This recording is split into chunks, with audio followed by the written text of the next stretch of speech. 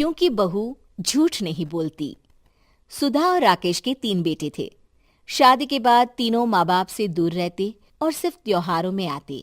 माँ जी, पिताजी, अगली बार आप लोग हमारे घर आइएगा।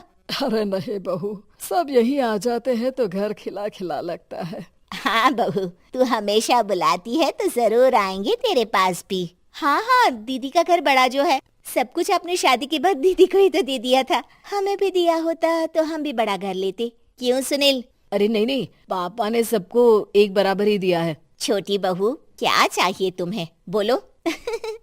वो आपके सोने की चेन वाली घड़ी है ना, वो अगर आप मुझे, तभी वहाँ मजली बहू भी आ जाती है। और मुझे ना आपका मंगलसूत्र कितना लंबा, सुंदर और भारी भी है। अरे हाँ हाँ, तुम दोनों को ही दूंगी बहू, चिंता ना करो। चलो अब खाना लगाओ, खाना खाया जाए। सभी मिलकर खाना खाते हैं कि पड़ोसन आ जाती है। अरे सुधा बहन, थोड़ी चीनी तो देना, घर में शक्कर नहीं है और मेहमान सर पर बैठे हैं।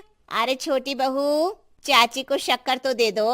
अरे मजली दीदी, आप दे दीजिए ना, मैं यहाँ कम आती हूँ तो मुझे पता ही नहीं है कि सासू माँ सारी चीजें कहाँ रखती है। और तुम, मैं कौन सा यहाँ रोज शक्कर फाँकने के लिए आती हूँ, मुझे भी नहीं है पता। तभी बड़ी बहू हाथ में चीनी की कटोरी लेकर आती है। चाची, शक्कर आप लोगों का बड़ा सहारा है माँ जी और पिताजी को, वरना हम लोग तो यहाँ रहते ही नहीं। आप जैसे पड़ोसी हैं तो हम निश्चिंत है। और जीती रहे बहू, अब तो ये घर पड़ोस कम परिवार ज्यादा लगता है। सुधा अपनी बड़ी बहू को देखकर बहुत खुश रहा करती थी। वो उससे अक्सर घंटों बात भी किया करती, लेकिन दोनों दूसरी बहुओं का भी वो समझती थी कि शायद छोटी है, वक्त आने पर संभल जाएंगी। समय आ जाता है जब सभी को वापस जाना होता है।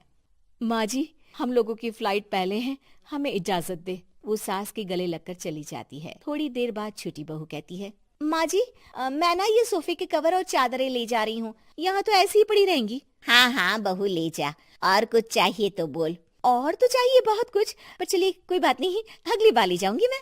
ऐसे ही मंजली बहू भी घर का बहुत सारा सामान ले जाती है। सभी के जाने के बाद सुधा राकेश से कहती है, घर कितना सूना लग रहा है ना। हाँ, और खाली भी। तुम्हारी दोनों बहुएं सब बटोर गई।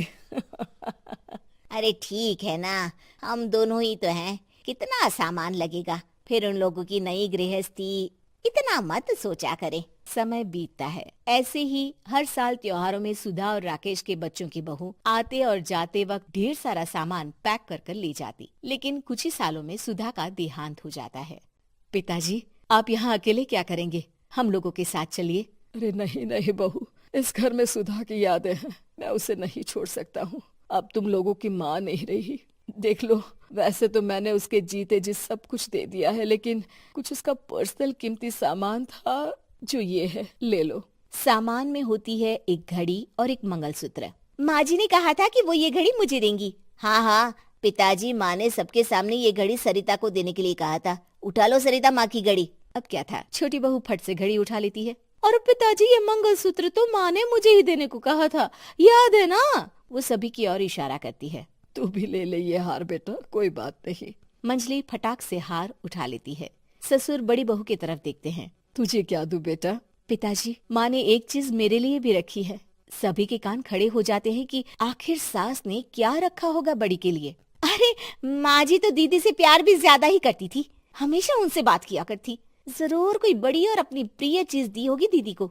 और देख लेते हैं ना, वरना तो हम भी बराबर का बंटवारा करेंगे। हाँ हाँ, कर लेना बंटवारा। लेकिन बड़ी बहू, बताओ तो, सुधा ने क्या रखा है तुम्हारे लिए?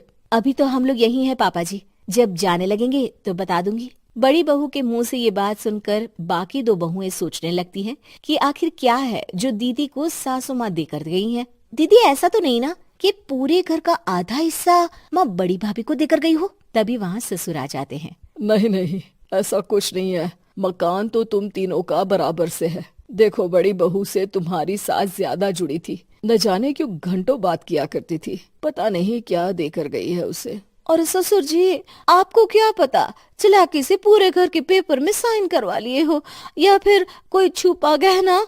आखिर मकान पूरा तो आपने सासू माँ के नाम ही कर रखा था ना।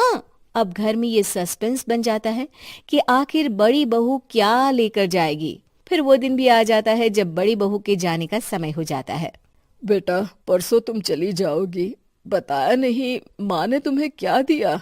घड़ी और हार जो बेशकीमती था और तुम्हारी सास को सबसे ज्यादा प्रिय था, उसका तो बंटवारा भी हो चुका है। अब तुम्हारी बारी। हाँ पिताजी, आज मैं ये बात बताने ही वाली थी। माँ ने मुझे उससे भी बेशकीमती चीज दी है और वो है आप। आपसे अधिक प्रिय उन्हें कुछ नहीं था। माँ चाहती थी कि आप मेरे साथ रहें। चलिए पिताजी। बेटा, मेरे पास तो कोई पेंशन भी नहीं है और ना ही कोई प्रॉपर्टी। लेकिन आपके पास संस्कार है पिताजी, जो मेरे बच्चे आपसे लेंगे, तो आपको ले जाने पर स्वार्थ ही है मेरा। चलिए ना पापा। सभी के सामने पिताजी बड़ी बहू और बेटे के साथ उनके घर चले जाते हैं।